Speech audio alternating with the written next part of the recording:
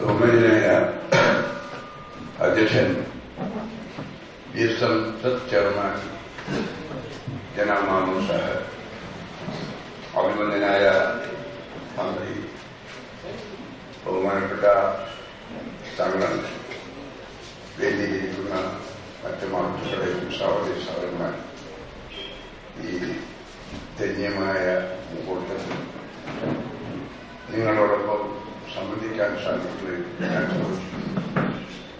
തികച്ചും വ്യത്യസ്തമായ ഒരു മാതൃക ശൈലിയാണ്, ഒരു മാതൃക സാംസ്കാരിക കേന്ദ്രമാണ് ഇവിടെ വളർന്നു വരുന്നത്.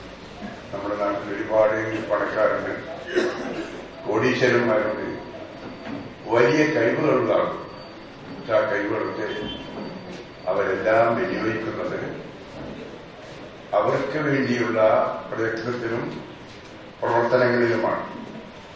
ഇവിടെ സൗജന്യമായി തന്റെ മഹാനായ പിതാവിനെ ഓർമ്മിക്കാൻ വേണ്ടി സ്വന്തം ചെലവിൽ ഒരു നല്ല കെട്ടിടം, ഒരു ഗ്രന്ഥാലയം, ഒരു വായനശാല, ഒരു സ്കൂൾ, ഇപ്പോൾ ഒരു നല്ല ഓഡിറ്റോറിയം, അതൊക്കെ സൗജന്യമായി ഉപയോഗിക്കണം എന്ന് അദ്ദേഹം പറഞ്ഞപ്പോൾ വളരെയേറെ സന്തോഷത്തോടു കൂടിയാണ് എന്നെപ്പോലുള്ളവർ അത് ശ്രദ്ധിക്കുന്നത്. സാമൂഹ്യമായ ബോധം, തനിക്ക് ദൈവം നൽകുന്ന അനുഗ്രഹം സമൂഹത്തിന് കൂടി ഉള്ളതാണ് എന്ന ആത്മവിശ്വാസമാണ് ഇതിന്റെ പിന്നിലുള്ളത് എന്ന് ഞാൻ വിശ്വസിക്കുന്നു.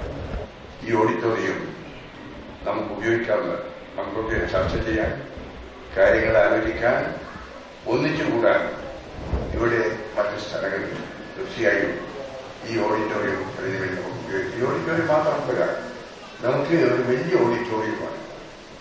നമ്മുടെ വീടുകളിലൊക്കെ ഇപ്പൊ കല്യാണം നടത്തുന്നത് എത്ര പ്രയാസപ്പെട്ടിട്ടാണ്, എത്ര വലിയ രൂപ ചെലവഴിച്ചിട്ടാണ്.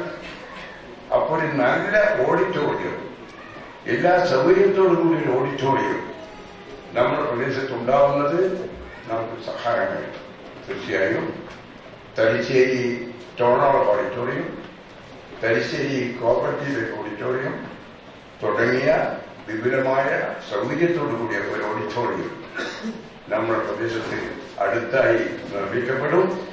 അതിന്റെ പ്രാഥമിക പ്രവർത്തനങ്ങൾ ആരംഭിച്ചിരിക്കുകയാണ്.